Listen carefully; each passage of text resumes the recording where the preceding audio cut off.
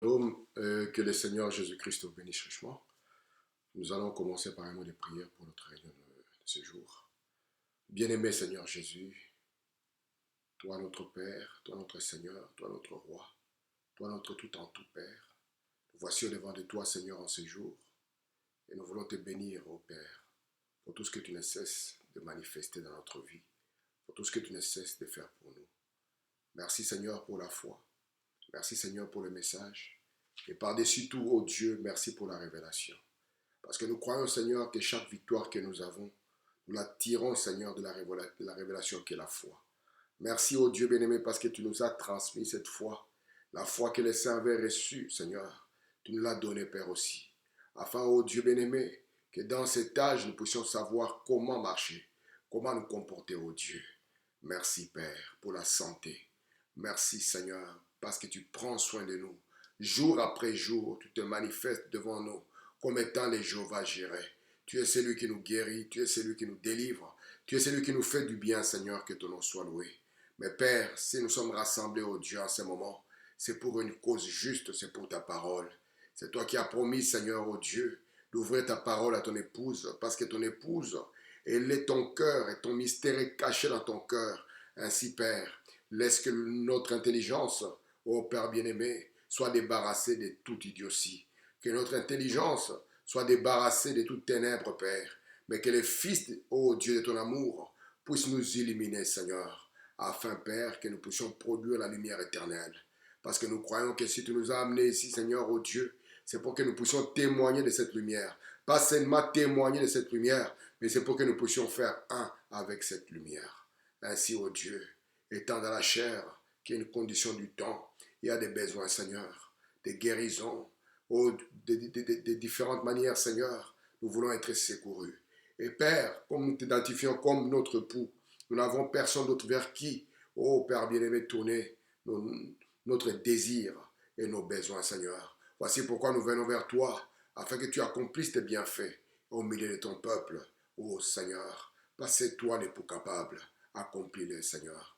Alors que nous allons lire la parole, soutiens-nous. Alors que nous allons entrer dans la prédication, sois celui qui nous parle. Et à toutes choses, que la gloire te revienne. Au nom du Seigneur Jésus-Christ. Amen. Nous allons lire aujourd'hui dans Genèse chapitre 1er. Et ça sera l'écriture que nous allons lire. Et puis nous lirons aussi dans 1 Jean chapitre 1er. Et nous lirons dans 1 Thessaloniciens au chapitre 5. Ouais, nous sommes toujours dans notre sujet, la chute et l'importance de la nouvelle naissance. Et le sous-sujet aujourd'hui, ça sera la loi des contrastes. Je commence dans 1 Jean chapitre 1er, je suis au verset 5. La Bible dit ceci. La nouvelle que nous avons apprise de lui et que nous vous annonçons, c'est que Dieu est lumière et qu'il n'y a point en lui de ténèbres. Je prends ici dans 1 Thessaloniciens 5, je suis au verset 5. Vous êtes tous des enfants de la lumière et des enfants du jour. Nous ne sommes point de la nuit ni des ténèbres. Et je prends en finissant Genèse 1 où je lirai du verset 3, du verset 4 et du verset 5. Il est écrit ceci dans la Bible. Dieu dit que la lumière soit et la lumière fut. Dieu vit que la lumière était bonne et Dieu sépara la lumière d'avec les ténèbres.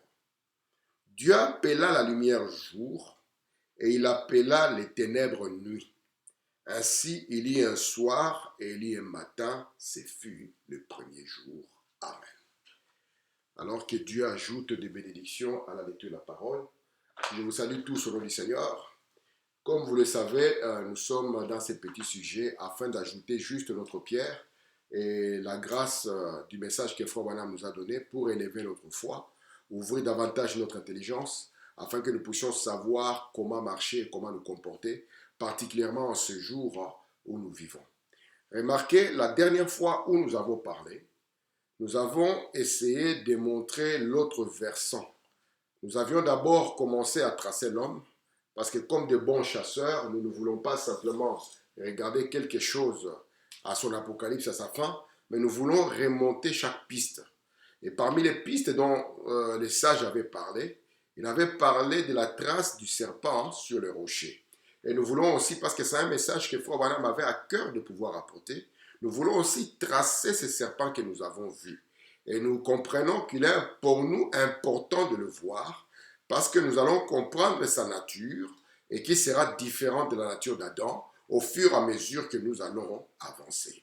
Comme vous le savez, cette condescendance de Dieu, afin que Dieu devienne l'un des frères, afin que Dieu devienne un parmi les hommes, cette condescendance devait se faire en 3 parties.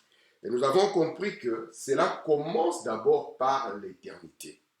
Tout commence par l'éternité lorsque nous trouvons qu'il y a un esprit qui y est et qui est Elohim le fort. Et nous avons vu qu'Elohim le fort est celui qui n'a ni père ni mère. Ouais, il n'a pas de commencement de vie, n'a pas de commencement de jour, ni fin de vie. Voici pourquoi en réalité, Elohim ne peut pas mourir et il ne peut pas naître. C'est pour ça que Marie ne peut pas être la mère de Dieu, parce que Dieu, dans son essence, il ne peut pas naître, mais il ne peut pas mourir non plus. Mais il est celui qui se dote toujours d'un corps. C'est ainsi que dans cette forme ici, ou bien dans cet état ici, je préfère le mot état que forme, dans cet état primitif ici, ouais, personne ne peut le décrire. Personne ne peut l'expliquer parce qu'il est complètement un mystère. Mais en lui, il a des désirs. En lui, il a des attributs. En lui, il a des pensées qu'il veut manifester. Il est par exemple un sauveur. Mais comment peut-il sauver alors qu'il n'y a pas la chute? Il est celui qui guérit. Mais comment peut-il guérir alors qu'il n'y a pas de maladie? Vous voyez, dans l'éternité, c'est ça le monde parfait. Dans l'éternité, il n'y a pas de maladie. Dans l'éternité, il n'y a pas de pécheur. Dans l'éternité, il n'y a même pas de fils. La notion du fils n'est pas éternelle. Voici pourquoi Frère Branham dit c'est extrémiste de dire fils éternel. Alors pour que lui puisse exprimer tout ce qu'il y a en lui, parce qu'il est celui qui porte tous ces esprits éternels, qui lorsqu'ils vont sortir, vont former le logos. Maintenant, il voudrait avoir l'espace et le temps pour pouvoir exprimer, vous voyez, tout ce qu'il y a en lui. Alors, dans la deuxième des étapes, vous voyez, il doit avoir le Fils qui va le révéler. Voici pourquoi Genèse chapitre 1er nous montre qu'au commencement, vous voyez, Elohim créa le ciel, et puis en 3e position, il va créer la terre. Et remarquez, lorsqu'il va créer le ciel, c'est parce qu'il veut qu'il y ait une relation entre le ciel et la terre. Et remarquez ici, dans ce monde éternel, tout est parfait. Mais il lui faut un espace d'imperfection où il va manifester tout ce qui est en lui. Et nous allons voir comment cela sera possible. Mais lorsqu'il crée le ciel et la terre, il crée une loi des relations entre le ciel et la terre. Lorsque lui-même veut se représenter dans le ciel, il se représente sous la forme d'une colombe. Lorsqu'il veut représenter son fils sur la terre, il le représente sous la forme d'un agneau. Voici pourquoi l'agneau ne peut descendre que sur la colombe. Tout ce que Dieu montre sur la terre, il a premièrement commencé à le montrer au ciel. Remarquez ici, dans l'éternité, c'est la perfection. Mais lorsque on entre dans le temps, vous voyez, nous allons voir comment Frère Branham va définir cet espace appelé temps.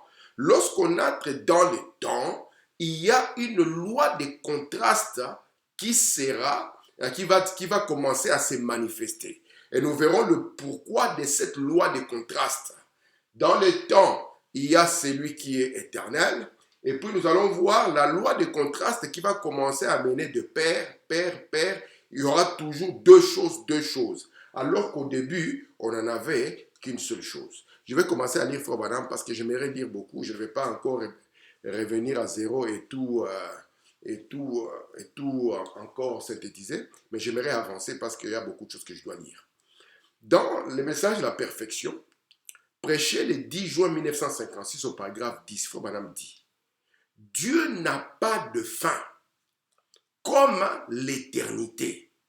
Vous ne pouvez jamais trouver un coin dans un cercle parfait.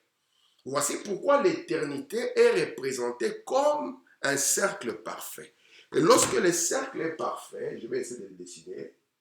Frère Branham nous montre que s'il est difficile d'y trouver un coin. Pourquoi? Parce qu'ici, vous ne savez pas confondre, vous voyez, vous ne savez pas voir le début ni la fin. La fin et les débuts sont confondus, de sorte qu'il n'y a ni fin ni début. Il n'y a pas de demain et il n'y a pas d'hier. Vous voyez, tout est au présent. C'est pour cela que lorsqu'on parle de Dieu, on ne peut pas le présenter comme le j'étais ou le je serai, mais on dira de lui qu'il est le je suis. Voici pourquoi dans ce monde étant parfait, ou bien dans cet état étant parfait, il ne peut pas s'améliorer, il ne peut pas changer, il ne peut pas connaître des variations. Pourquoi? Parce qu'ici c'est la perfection. Alors que si on entre dans le temps, là quelqu'un peut s'améliorer, là quelqu'un peut connaître des variations. D'abord, il y a deux notions du temps. Nous avons le temps comme écoulement, vous voyez, écoulement des jours, mais nous avons aussi le temps comme la chair. Et si vous voulez voir la manifestation du temps dans votre chair, vous allez voir effectivement que votre chair va changer au fur et à mesure que les jours passent. Pourquoi? Parce que dans cette notion de temps, nous aurons trois positions, à savoir hier, aujourd'hui et demain. Alors que dans l'éternité, nous n'avons que le présent. Nous n'avons que le je suis. Voici pourquoi si le je suis se manifeste, son essence, c'est qu'il est ne peut pas changer. C'est qu'il est ne peut pas s'améliorer. Mais il peut changer de forme. Et il peut, vous voyez, changer de forme. Mais dans ce qu'il est dans sa nature, il ne peut jamais changer. Écoutez, il faut madame ce qu'il est en train de dire. Il dit, vous ne pouvez jamais trouver un coin dans un cercle parfait. Vous pouvez tourner pendant des âges et l'éternité. Cela ne connaîtra jamais, jamais de fin. C'est pareil pour Dieu. Il était d'abord Dieu. C'est lui qui a toujours été. Il était infini et parfait pour commencer. Ici, on ne peut rien améliorer. Et il le sera toujours. Il ne peut jamais changer. Il est parfaitement le même. D'où le thème de l'enseignement de Frère Branham, Jésus-Christ est le même. Pourquoi le même? Parce que c'est le Dieu éternel. Oui, il change de forme, mais il ne change pas de nature. Dans son essence, il ne change pas. La forme peut changer parce qu'elle est temporaire, mais sa nature, dans ce qu'il est, ne peut pas changer. Et je vous ai dit, dans sa nature, il y a la pureté, dans sa nature, il y a la sainteté, dans sa nature, il y a la justice. Parce qu'il est présenté comme Melchisedec, qui signifie roi de justice, de par son nom, de par sa nature. Il est la grande fontaine d'amour, ouais, la grande fontaine de toute pureté. Cela ne peut jamais changer, quelle que soit la forme dans laquelle il se manifeste. Je prends ici dans la perfection, je suis au paragraphe 11. Écoutez attentivement. Il dit, or, il nous montre ici que c'est comme une chaîne, c'est comme une roue. Cette grande chaîne de perfection a été brisée par l'espace du temps. Le temps est apparu à cause du péché. Madame dit, représentons-nous un tableau qui montre le temps. Donc cette chaîne d'éternité, cette perfection a été brisée à cause d'un espace d'imperfection qu'on appelle le temps. Écoutez, présentons un tableau qui montre le temps. Ayons à l'esprit un cercle parfait, éternel.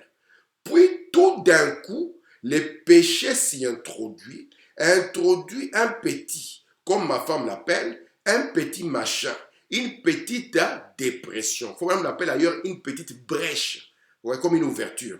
Il dit dans cette chaîne, de sorte que cela pend maintenant. L'éternité continue, mais n'est plus dans son état parfait. C'est là où Frère Branham dit, l'éternité entre dans un corps appelé le temps. Disons qu'on a une petite brèche qu'on met là-bas et on va l'appeler quoi? Un petit machin que nous allons appeler le temps. L'éternité continue, mais ce n'est plus comme dans l'état où c'était un cercle parfait. Maintenant, vous voyez cette imperfection-là, ouais, ce petit machin comme Frère Branham a dit, qui fait pendre notre chaîne, c'est cet espace ici qu'on appelle le temps. Et cet espace qu'on appelle le temps, je l'ai moi présenté ici en deux aspects. J'ai pris d'abord l'aspect du ciel et puis l'aspect de la terre. Voici pourquoi Jean chapitre 1 nous dit, au commencement, Dieu créa le ciel et la terre. Vous voyez, lorsqu'il permit, vous voyez, cette ouverture, cette brèche qu'on a appelée espace-temps, c'est là où il va appeler à l'existence le monde invisible ou le monde surnaturel, et puis il va appeler le monde visible ou le monde naturel à l'existence. Et remarquez, lorsqu'il appelle le monde surnaturel, lui, il se manifeste dans ce monde surnaturel sous la forme du Logos, sous la forme de la lumière, sous la forme du Fils de Dieu. Maintenant, la manifestation de la lumière dans le temps a une conséquence. Elle a une conséquence de produire une dualité. Amen. La manifestation de la lumière a comme conséquence de produire une dualité. Cette dualité n'existe pas dans l'éternité, mais cette dualité est nécessaire dans le temps afin de manifester les attributs de Dieu. Je sais que vous ne comprenez pas encore ce que j'ai dit. Amen. Mais vous allez le voir au fur et à mesure que nous allons lire Frère Branham. Frère Branham dit, toujours dans la perfection paragraphe 11, il y a une petite brèche qui descend. Ça s'enfonce comme ceci. Disons qu'on avait notre cercle, on enfonce cette brèche. Et il dit, Dieu a dû faire cela. Satan en ayant été à la base, cela pendait vers l'espace du temps en vue de l'épreuve et du perfectionnement et de la perfection des perdus, afin que Dieu, par sa grâce souveraine, puisse un jour relever ces petits machins ou cette petite brèche dans le cercle parfait, alors le cercle tournera correctement. Disons que nous avons notre chaîne ici, vous voyez, et puis il y a comme, j'ai fait comme ça, comme une petite brèche ici. Ouais, alors, ça permettra, comme ce n'est plus parfait, ça permettra que Dieu viendra encore, vous voyez, corriger cela, afin que ça revienne et que cela tourne de nouveau. Mais cela est important, parce que cette correction que Dieu va apporter ici permettra à Dieu de manifester des attributs qui ne peuvent pas être manifestés quand il est dans l'état, vous voyez, dans l'état de Elohim. Voici pourquoi beaucoup de choses doivent se manifester en lui quand il ne change pas son essence, mais qu'il change sa forme. En tant qu'esprit, lorsqu'il est logos dans le royaume des cieux, il ne peut pas mourir. On ne peut pas le crucifier. Voici pourquoi il a besoin, alors qu'il ne change pas son essence, de former un corps. Tu n'as voulu ni sacrifice ni offrande, tu m'as formé un corps. Pourquoi? Pour qu'au travers de ce corps, vous voyez, cet esprit éternel, vous voyez, puisse amener un sacrifice. C'est ça l'objectif de Dieu. Je recommence dans ce que j'ai dit. Ici, c'est le monde parfait. Mais maintenant, ce monde parfait n'est pas propice à ce que tous les attributs de Dieu soient manifestes. Alors, il permet qu'il y ait une imperfection, ouais, qu'on appelle le temps. Et cette imperfection qu'on appelle le temps permettra alors que lui, dans la loi de la rédemption, puisse avoir l'espace capable, ouais, de lui permettre de manifester ce qu'il est et ses attributs, donc de se faire connaître. Voici pourquoi cela confirme ce que la Bible dit. Personne n'a jamais vu Dieu, mais le Fils l'a fait connaître. Donc quand on parle du Fils, on ne peut pas parler du Fils dans l'éternité, mais quand on parle du Fils, c'est qu'on est en face du temps. Il lui faut cet espace appelé le temps pour que lui puisse manifester chaque attribut qui est en lui. Alors continuons ici. Regardez ici. Frère Branham dit ici dans la voie pourvue par Dieu pour traiter le péché. Je suis au paragraphe 18. Il dit, observez la nature. Si vous voulez voir Dieu, Dieu dans sa glorieuse nature, observez juste avant le lever du soleil le matin, Ésaïe. Je pense que c'était un prophète qui une fois a dit, oui, sentinelle, qu'en est-il de la nuit? Il a dit, la nuit vient, le matin vient, la nuit aussi. On lui a posé la question. Frère Branham me dit, Ésaïe le prophète, on lui a posé la question. Il dit, sentinelle, qu'en est-il de la nuit? Et lui, il dit non. Le jour vient et la nuit aussi. En d'autres termes, la manifestation du jour aura comme conséquence de manifester aussi la nuit. Parce que quand on entre dans le temps, il y a une dualité. Et Frère Branham dit la première lumière. Donc quand on dit que la première lumière qui frappa la terre, c'est la parole parlée. Voici pourquoi on dit qu'il y avait des ténèbres à la surface de la terre. Mais d'où viennent ces ténèbres? Est-ce que les ténèbres ont existé avant la lumière? C'est ça la question. Or, nous croyons, selon Proverbe 8, que la lumière est la première des créations avant qu'il y ait quoi que ce soit. Mais comment se fait-il qu'il y a des ténèbres à la surface? Et ici, maintenant, Frère Branham nous dit, nous devons observer la nature. Et on pose la question au prophète Ésaïe. Frère Branham dit, c'est un prophète. Sentinelle, qu'en est-il des ténèbres? Non, je vois le jour. Ouais, et les ténèbres, il dit, le matin vient et la nuit aussi. Écoutez, Frère Branham continue. Si vous remarquez bien, il a bien suivi l'ordre des Écritures. Observez, la première chose qui apparaît avant que la nuit tombe, chaque fois à l'aube, il fait très sombre. Frère Branham dit, à l'aube, il fait très sombre. La fois passée, nous avons essayé de tracer le serpent. Parce que nous avons regardé que sur la terre, nous avions un monsieur qu'on appelait le serpent. Regardez ce que nous allons faire. Prenons le modèle que nous voyons sur la terre et nous allons le transposer au niveau du ciel. Qu'est-ce que nous avons sur la terre?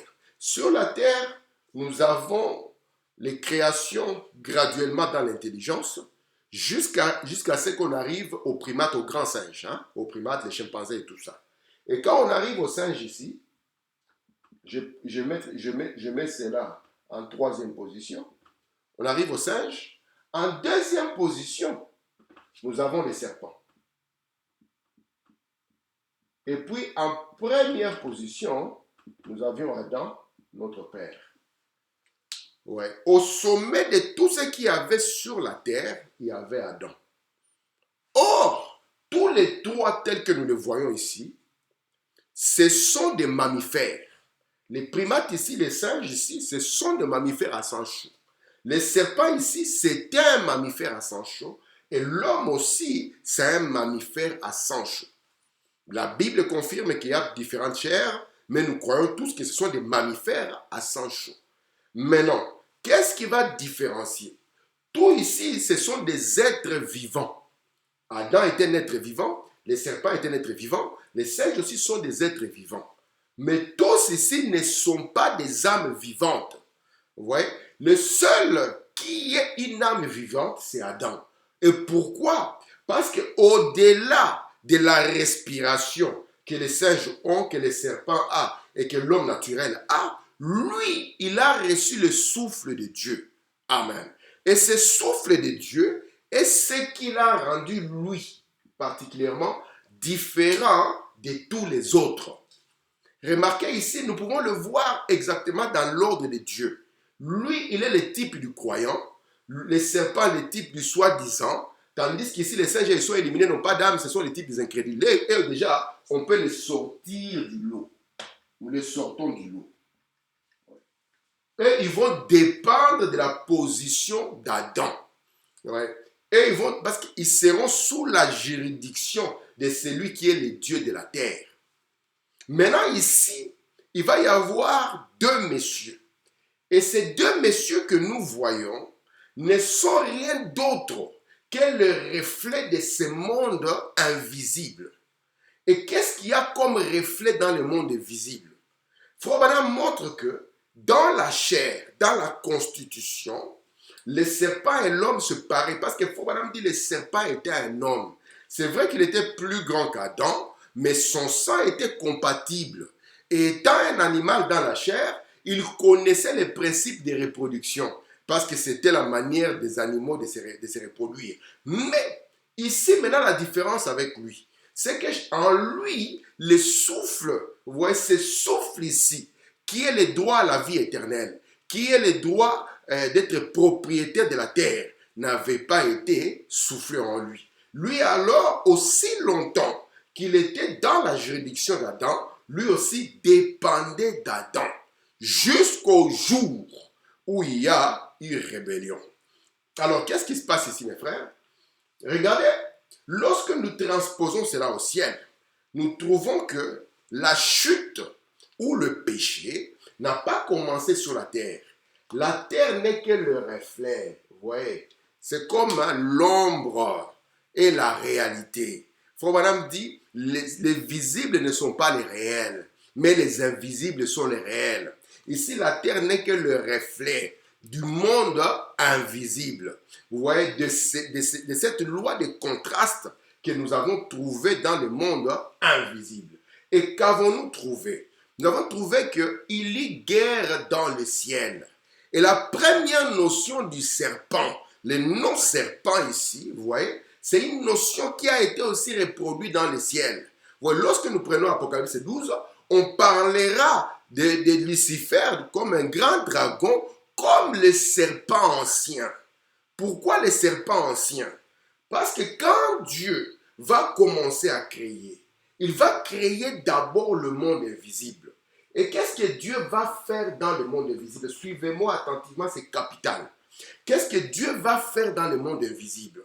Parce que l'écriture que nous avons lue dans 1 Jean chapitre 5, je crois, où on nous a dit, laissez-moi les relire encore, dans 1 Jean ici, je crois chapitre 1er, ou chapitre 5, je crois chapitre 1er, oui, verset 5. Dans 1 Jean chapitre 1er, verset 5, la Bible dit, la nouvelle que nous avons apprise de lui, lui qui? Lui la parole, lui le Seigneur, lui notre Dieu, et que nous annonçons, c'est que Dieu est lumière et qu'il n'y a point en lui de ténèbres.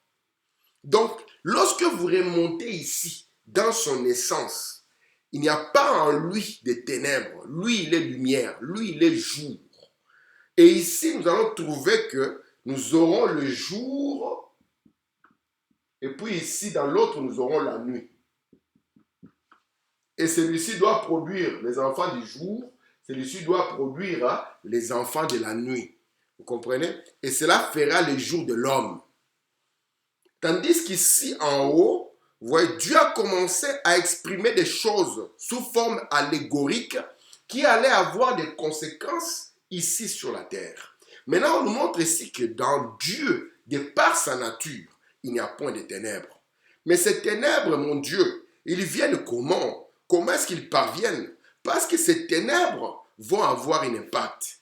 Alors, quand lui va commencer à créer ce monde invisible, qu'il quitte l'état de l'éternité pour se vêtir d'un corps, le corps que nous avons appelé le Logos, qu'il n'est plus seulement roi de justice, mais qu'il devient aussi roi de Salem, vous voyez, de la Jérusalem d'en haut, qu'il n'est plus seulement roi Dieu, mais qu'il devient roi théophanie. Lorsqu'il commence à appeler cela, vous voyez, créons l'homme à notre image, Dieu étant esprit dans un corps théophanique, il va créer, vous voyez qui? Il va créer l'homme. Mais avant qu'il ne crée l'homme, il va créer les anges. Quand il va créer les anges, ça sera tout un monde, comme on avait dit les fois passées. Il va créer les anges, ça sera tout un monde. Et quand il va créer les anges, il y a quelque chose que Dieu va donner au monde des anges. Parce qu'un jour, Dieu avait montré à Abraham les étoiles. Et une étoile est un messager. Une étoile est un ange. Et Dieu a appelé cela les enfants. Parce que ce que nous voyons sur la terre a sa vraie réalité quelque part d'autre. Et lorsqu'il va créer les anges, vous voyez, il va les créer, non pas à son image, mais à sa ressemblance. Il va leur donner, c'est quoi cette ressemblance dont il est question? La ressemblance dont il est question, c'est bien écrit quand le serpent vient parler à Adam. Vous connaîtrez le bien et le mal. Ouais, c'est pour ça que nous avons éliminé les grands singes. Ils n'ont pas la conscience du péché. Lorsque le Saint-Esprit viendra, vous voyez, qu'est-ce qu'il vous convaincra. Il vous donnera cette conscience. Le bien, la lumière, le bien, le jour, le mal, la nuit. Vous voyez, eux, ils n'ont pas cette conscience. Et cette notion, vous voyez, d'être capable de choisir n'est pas donnée à tous, mais Dieu l'a donnée aux anges. Et le diable dit, vous serez comme des dieux. Mais pourtant, ils étaient déjà comme des dieux.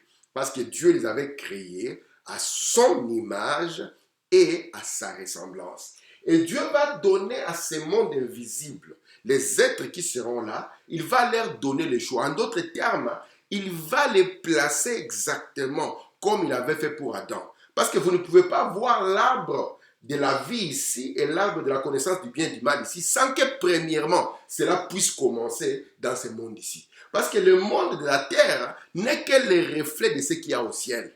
Les premiers qui seront confrontés aux deux choses, ça sera d'abord les anges. Amen. Nous allons lire cela. Frère Branham dit ici. Il dit ici, je prends d'abord l'écriture, je finis d'abord dans ce qu'il expliquait sur le prophète Ésaïe pour corroborer ça. Il a bien suivi l'ordre des Écritures. Observez la première chose qui apparaît avant que l'aube tombe. Chaque fois avant l'aube, il fait très sombre. Il fait toujours plus sombre juste avant l'aube parce que la lumière fait pression et condense les ténèbres. C'est à ces moments-là que l'étoile du matin apparaît. Et l'étoile du matin, c'est ce qu'on appelle Lucifer. C'est les Romains qui ont donné ce nom-là. C'était la planète Vénus qui était appelée Lucifer. Lucifer non pas dans le sens de Satan, mais Lucifer comme étant le messager qui vient introduire quoi? Introduire le lever du soleil. Amen. Et ils avaient compris que l'étoile du matin et l'étoile du soir, c'est juste la seule et même étoile.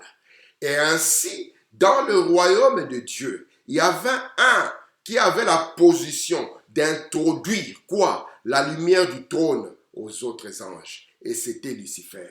Si vous remarquez, entre Dieu et Lucifer, c'est vrai qu'il lui avait donné la capacité de choix, cette conscience de distinguer entre l'un et l'autre, être capable de choisir entre une position et une autre, vous comprenez? Mais Lucifer était, vous voyez, était presque coégal avec Dieu, sauf dans un seul mystère, sauf dans la création. Parce que la guérison divine est une création, ouais, et la création, il n'y a qu'un seul créateur, c'est Dieu. Et la création, c'est la vie. Et la notion de la vie, elle est liée ici à l'éternité. Voici pourquoi celui qui n'était pas ici ne pourra jamais accéder à la vie. Et maintenant, Lucifer n'est pas créateur, donc il n'est pas donateur de vie. Et le serpent aussi n'est pas un créateur, vous voyez, ou bien n'a pas le souffle de vie. Mais Lucifer et le serpent, ils auront une connaissance, vous voyez, ils connaîtront les principes, mais ils n'auront pas l'accès à cette faculté-là. Il n'y a que Dieu seul qui donne la vie, qui est le créateur. Alors, continuons. Je prends Ésaïe 21 pour que nous puissions lire les Écritures que les prophètes avaient données ici. Je prends Ésaïe 21, je commence au verset 11, je vais lire. Oracle sur Duma, au mépris des séirs. Je pense que je vais faire ceci peut-être en une ou deux séances. Au mépris des séirs, sentinelle, que dis-tu de la nuit? Que dis-tu de ces ténèbres? Que dis-tu de cela? Sentinelle, que dis-tu?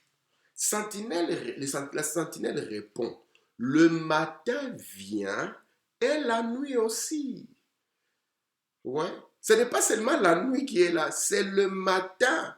Ouais. Ceci est une conséquence du matin. Il dit, le matin vient la nuit aussi. Si vous voulez interroger, interrogez. Convertissez-vous et revenez. Maintenant, je prends dans Shalom. Prêché le 12 janvier 64 au paragraphe 112. Lorsque nous voyons les ténèbres s'établir, l'obscurité juste avant le jour, nous savons que l'étoile du matin se tient là-bas pour introduire la venue du soleil. Voyez, cette venue du soleil, elle a une conséquence. Ouais, et là, une manifestation. Regardez, c'est à ce moment-là que l'étoile du matin brille. C'est la période entre les deux choses.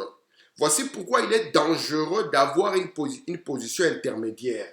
Lui était dans une position intermédiaire entre Adam et entre les animaux. Vous voyez, il était dans une position intermédiaire. Et Lucifer était aussi dans une position intermédiaire. Vous voyez, non pas tout à fait égal à Dieu, vous voyez, entre Dieu et les anges. Et ici, vous devez savoir où vous tenez quand vous êtes dans cette position intermédiaire. Il faut, madame dit, il fait toujours plus sombre, juste quelques minutes avant que les jours paraissent. Vous voyez, c'est quoi? C'est s'élever, cette manifestation du soleil qui est en train d'entrer en scène, qui est en train d'entrer en travail, a comme conséquence d'assembler, vous voyez, de condenser les ténèbres. Écoutez, l'assombrissement vient. La lune cesse de briller. Les ténèbres sont plus forts juste avant le jour. C'est parce que la lumière pousse les ténèbres. Mais l'étoile du matin sort et dit bonjour, shalom. Voici pourquoi quand Dieu a commencé que la lumière soit, ouais, et cette lumière, elle devait éliminer le monde d'en haut. Donc, exprimer la volonté de Dieu à toute cette création, à toutes ces créatures qu'il y avait dans ce monde.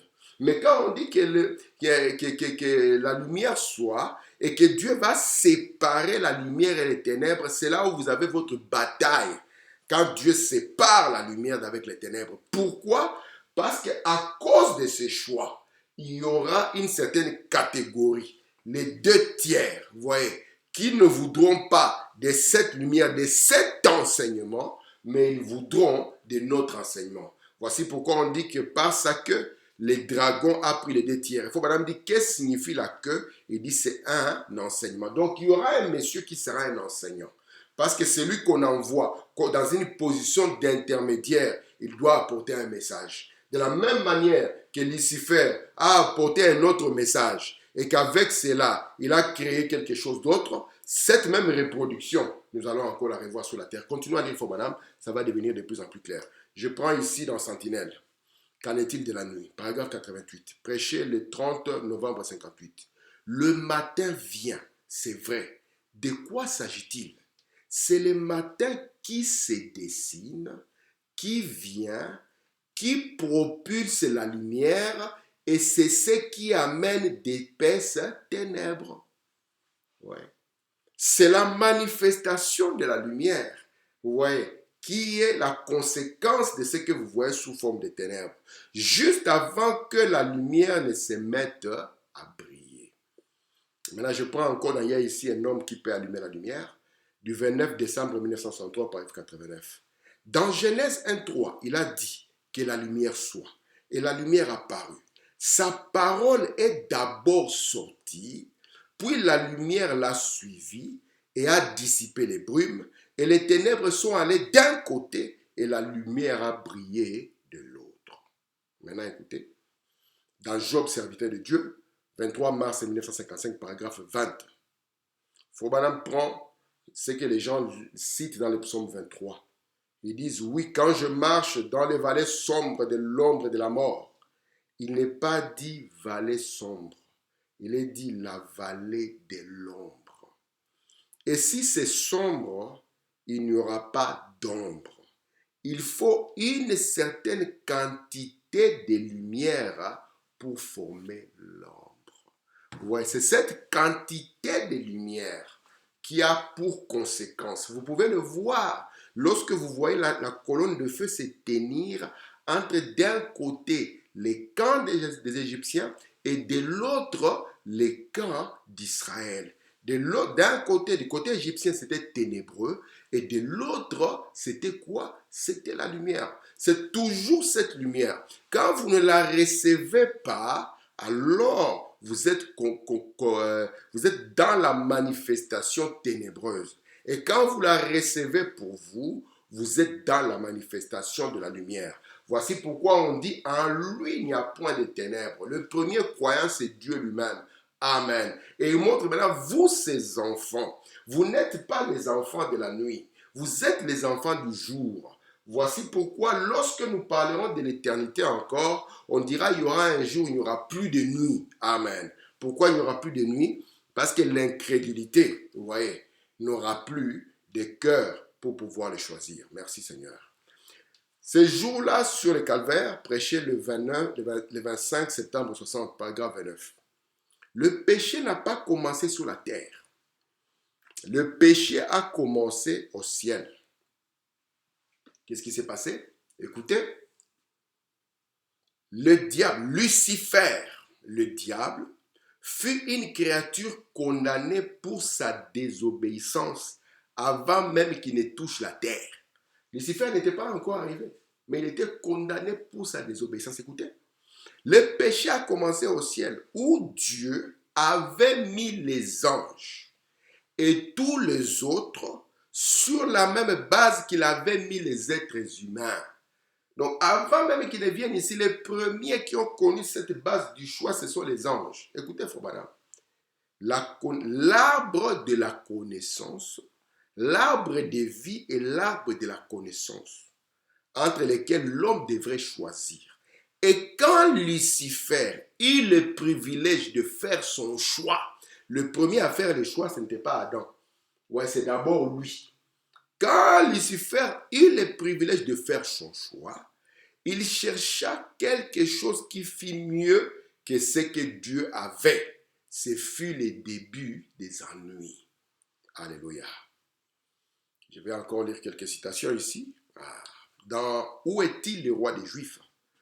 Du 21 décembre 58. Écoutez ce que Frobana me dit. Il dit ceci, écoutez. Dieu montre toujours d'abord par des signes célestes. Depuis quand a-t-il déjà fait quelque chose sans avoir montré premièrement un signe céleste? Pensez-y. Dans n'importe quel âge que vous voulez, Dieu montre toujours des signes d'abord dans les cieux, avant de faire quoi que ce soit sur la terre. Cela vient du surnaturel et cela entre dans le naturel et est rendu manifeste dans chaque âge, tout le temps. Voici pourquoi nous pouvons comprendre maintenant que la bataille des anges va devenir la bataille des hommes. Et il continue ici d'entendre reconnaître les choses sur la base de la parole de Dieu, 21 février 60. Et dans le même jardin, il y avait l'arbre de la vie, il y avait aussi l'arbre de la mort. Nous connaissons cela aujourd'hui comme étant la loi du contraste. Il faut une quantité de lumière, de ténèbres, pour que la lumière puisse se manifester.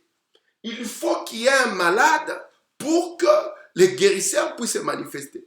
Il faut qu'il y ait quelqu'un qui chute pour que le sauveur puisse se manifester. Voici pourquoi les ténèbres dont il est question ici ne sont qu'une manifestation de la lumière. Et c'est pour ça que vous commencez déjà à voir la loi de contraste dans les jardins où il y a les deux choses qui sont présentées. Et quand Moïse se tiendra encore devant Israël, il va présenter la même loi de contraste sous le nom de Deutéronome, qui signifie la deuxième loi ou les deux lois. Il dit, je prends en témoin le ciel aujourd'hui devant vous, je mets devant vous les deux lois. Amen. Parce que le choix est par rapport à cela. Écoutez maintenant, frère madame. Nous connaissons cela aujourd'hui comme étant la loi du contraste. Là où il y a le bien, il y a le mal. Là où il y a le vrai, il y a le faux. Il est impossible que vous puissiez exhiber un faux dollar s'il n'y en a pas un vrai. C'est pour cela que cela n'est possible que dans cette imperfection qu'on appelle le temps. Et sans cela, il est tout à fait impossible que les attributs de Dieu puissent être manifestés. Parce qu'ici, il n'y a pas d'amélioration. Ouais, ici, il n'y a pas d'imperfection. C'est pour cela que Frère Branham me dit, lorsque Adam fut créé à l'image de Dieu, il ne pouvait pas tomber. Mais lorsqu'il fut créé à l'image de l'animal, là, il tomba. Allez, pourquoi? Parce que pour vous, la notion du temps, c'est la chair. Et c'est la notion de l'imperfection. Malheur à un pasteur qui veut parfaire la chair. Il n'y arrivera jamais. Écoutez ici. Et dans le même jardin, Il y avait l'arbre de la vie, il y avait aussi l'arbre de la mort. Je ne dis pas alors que dans votre chair, allez faire n'importe quoi, ne m'écoutez pas mal. Alléluia. Nous avons la notion de la domination. Cette domination, comme l'Esprit de Dieu qui vient et qui domine cette bête. Parce que c'est ça la loi. La loi avait dit que tu domineras. Et les premiers à être dominés, c'est votre propre chair. Pourquoi? Par la loi de l'Esprit de vie. Parce qu'on va donner des lois. La loi de l'Esprit de vie en Jésus-Christ m'a affranchi de la loi du péché et de la mort. Il faut madame dire la loi du péché et de la mort est dans la chair. Tandis que la loi de l'esprit de vie est dans l'âme. Écoutez, d'entendre reconnaître paragraphe 13. Nous connaissons cela aujourd'hui comme étant la loi du contraste. Là où il y a le bien, il y a le mal. Là où il y a le vrai, il y a le faux. Et nous n'allons jamais, peu importe notre environnement, nous ne serons jamais en mesure de nous débarrasser de la présence de l'un ou de l'autre. Oh, dans notre église, il n'y a que le bien. Non, il y aura toujours le mal. Parce que c'est la notion du temps. La manifestation de la lumière, elle a besoin de cela. Donc la lumière, quand elle vient, il faut cela pour qu'elle puisse se manifester. C'est pour cela qu'il dit, en réalité, vous voyez, il faut de l'ombre, il faut qu'il y ait une certaine quantité de lumière pour former de l'ombre. Alléluia. Remarquez ici, la première des réalités que nous voyons dans la cathédrale en bas sur la terre, nous trouvons encore les trois types. Ceux-là qui ne sont pas concernés par le souffle de Dieu. Un qui a une place pour l'âme. Alléluia. Et puis il y a celui dans lequel l'âme, la troisième personne de la divinité a été soufflée. Alléluia. Merci Seigneur. Je vais le prendre encore ici, d'entendre reconnaître, sur paragraphe 13 maintenant. En effet, Paul dit, quand je vais faire du bien, le mal est attaché à moi. Le pécheur ne pourra jamais se débarrasser du chrétien. C'est pour ça que cette dualité ici d'Adam et du serpent, elle est en vous.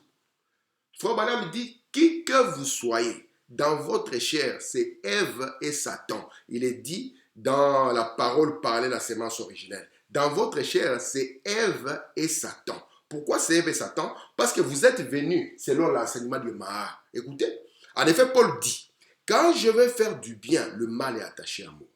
Le pécheur ne pourra jamais se débarrasser du chrétien. La chair ne pourra jamais se débarrasser de l'âme. Le chrétien ne pourra jamais se débarrasser du pécheur. À chaque fois dans l'église, vous aurez toujours les deux. Il y aura toujours là un témoin du bien, un témoin du mal. Faites votre choix. Soit vous êtes charnel, amen, soit vous êtes spirituel. C'est pour cela que dans le ventre d'Ève, il devait avoir ces deux semences. Ève étant l'église, il devait avoir ces deux semences. Alléluia. Vous devez pencher d'un côté ou de l'autre. Merci mon Dieu. Dans la vision de Patmos, 4 décembre 60, paragraphe 46. Il dit, il faut une femme mauvaise qui ne vaut rien pour que la vraie femme ait son éclat. Il faut la nuit, des profondes ténèbres pour montrer la gloire de la lumière du soleil. C'est juste. Il faut être malade pour apprécier la bonne santé. Fordham dit, c'est la loi du contraste. Il en a toujours été ainsi. Il en sera toujours ainsi tant que le temps est. C'est Fordham qui dit ça. Écoutez encore, dans Qui dites-vous que c'est? Paragraphe 89. S'il n'y avait eu que du soleil, vous ne sauriez pas comment l'apprécier. Ici, si maintenant il n'y avait pas cette dualité due à l'entrée de l'éternité dans cet espace ici, tout ce qui serait ici serait monotone.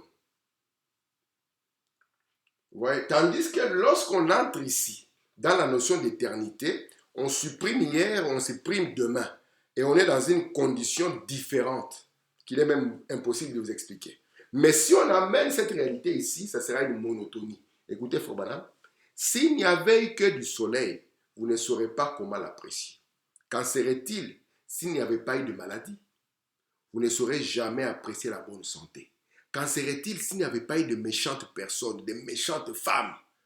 Une bonne femme ne serait pas honorée. Vous voyez? Voici pourquoi quand tu es une bonne femme, il faut l'honorer. Quand tu as des bons enfants, il faut les honorer. Quand vous avez un bon papa et un bon mari, il faut que vous soyez tous des honorables. Alléluia. Quand vous avez une bonne église, il faut remercier Dieu. Quand vous avez un bon pasteur, il faut remercier le Seigneur. Parce que ce qui est bon doit être honorable. Ce qui est bon, Dieu le place là comme témoignage. Et c'est une manifestation des attributs de Dieu. Écoutez. Dans qui dites-vous que c'est, paragraphe 89, prêché le 27 décembre 64. Il ne voudrait pas. L'honneur ne lui reviendrait pas. Car tout serait pareil. Ce serait quelque chose de monotone. Mais c'est une loi de contraste. Il ne peut y avoir de péché avant qu'il y ait la justice. Mais Seigneur, comment as-tu laissé Satan? Il dit, entre le péché et le sauveur qui est plus grand. Mais Seigneur, comment as-tu laissé la maladie? Entre le guérisseur et la maladie qui est plus grand. Ouais. Et pourtant maintenant, cette maladie était nécessaire. Elle devait se manifester par la loi du contraste. Et par la loi du contraste, cela permettrait à Dieu de montrer alors tout l'étendue de sa grandeur. En effet, la justice est la chose correcte. Le péché est la perversion de la justice. Vous allez voir que le serpent dans l'enseignement, parce que le diable c'est un enseignant, et nous pouvons comprendre l'enseignement du diable par le serpent, parce que c'est un enseignant. Il n'a pas pris autre chose. Vous voyez, il a pris cette lumière qui avait dit, les jours où vous en mangerez, ces jours-là vous mourrez. C'était une phrase affirmative. C'était une affirmation, une confirmation, une réalité. Mais qu'est-ce qu'il a fait? Comment a-t-il perverti? D'une affirmation, il a fait une interrogation. Est-ce vrai que Dieu a-t-il réellement dit? Et puis il cite la citation. Ce qui était une affirmation devient maintenant un point de raisonnement, un point d'interrogation. Et il dit alors, asseyons-nous, nous allons réfléchir là-dessus. Ouais. Alors que c'était une affirmation. Il fallait juste dire, le Seigneur l'a dit, cela règle la question. C'est pour ça qu'il n'est pas un créateur. Et cela est une conséquence. La manifestation de la lumière, alors a comme conséquence, lui, il ne peut pas recevoir cette lumière. Ouais, et il a comme conséquence de la pervertir. Et cela nous donne ces deux mondes. Et cela alors ne fera que montrer la beauté et la grandeur de la lumière. Alors, en d'autres termes, une vérité est une vérité. Un mensonge ne peut être un mensonge à moins d'abord qu'il y ait une vérité. Vous voyez? C'est pour ça que les ténèbres ne peuvent pas précéder la lumière. Non. Elles ne sont qu'une conséquence de la manifestation de la lumière. Vous ne pouvez pas avoir un faux billet qui existe seul. Non. C'est parce qu'on a d'abord essayé de pervertir. Et voici pourquoi Lucifer n'a pas commencé comme Satan. Parce que lui, ce qu'il crée est bon. Ouais. Lucifer a commencé comme Lucifer. C'est lui qui devait introduire la lumière. Mais ils ne sont pas restés constants comme dans ce message. Ils sont pensés devenir des grands docteurs. Et ils n'ont pas compris l'importance de ne dire que ce que dit le message. Foubanam dit qu'on ait perverti cette vérité en mensonge. Donc, tout péché n'est rien d'autre que la justice pervertie. C'est pour ça que Foubanam nous montre que, vous voyez, c'est Satan qui est la cause de cette imperfection dans le temps. Regardez, l'éternité, quand il tournait, il était dans un corps appelé l'éternité, il n'y avait pas de problème. Là, il continuait à tourner. Adam, sa vie ne pouvait pas s'arrêter. La vie d'Adam ne pouvait jamais s'arrêter. Mais quand le diable va venir, il va y amener comme une imperfection. Oui. Et quand il amène ça, ça va continuer, mais ça ne sera plus pareil. Et cela maintenant aura une conséquence. Il faudra alors que Dieu vienne pour rétablir la chose. Merci Seigneur. Regardez ici. Faut madame continue. Donc, ainsi, il y a un système dans le monde, plutôt deux systèmes. L'un est le système juste, l'autre est le système perverti. Alléluia. Dans le mariage et divorce, je vais m'arrêter là parce que je veux continuer la fois prochaine. J'ai beaucoup de citations encore. Dans mariage et divorce, je vais essayer de lire ça et m'arrêter. Ce sera ma dernière citation aujourd'hui. Mariage et divorce. Merci Seigneur. Laissez-moi retrouver la citation. Et je m'arrête là. Merci Seigneur. Merci mon Dieu. Mariage et divorce. Frère Madame dit au paragraphe 118, 181, du 21 décembre 65, il dit « Pourquoi y a-t-il ces genres de choses? C'est une loi de Dieu, la loi des contrastes. Comment pourrions-nous apprécier la lumière du jour s'il n'y avait pas de nuit? Comment pourrions-nous apprécier les temps secs s'il n'y avait pas de pluie? Comment pourrions-nous respecter une vraie femme s'il n'y avait pas une immorale? Voici pourquoi il va y avoir maintenant, il y a un soir, un matin. Oh, merci Seigneur. Et quand il y a un soir, Dieu a toujours un témoin. Voici pourquoi il va introduire une étoile. Voici, je vous enverrai. Ça sera maintenant une étoile du soir. Qui vient en vue de quoi?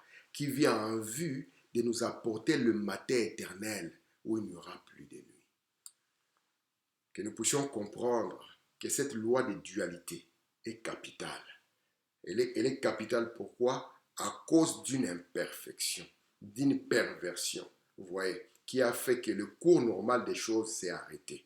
Et Dieu ne peut pas être bloqué dans son programme. Cela a permis à Dieu encore de magnifier sa grandeur. Ainsi, nous aurons une nature de nuit et une nature de jour. Nous aurons l'arbre de vie. Et ici, nous aurons l'arbre de la mort ou de la connaissance du bien et du mal. Maintenant que Dieu nous aide, je vais revenir encore prochainement dans la loi de contraste. Et puis, nous allons voir maintenant la descendance et les conséquences de ces lois dans la descendance d'Adam et dans la descendance du serpent. Que le Seigneur vous bénisse. Shalom.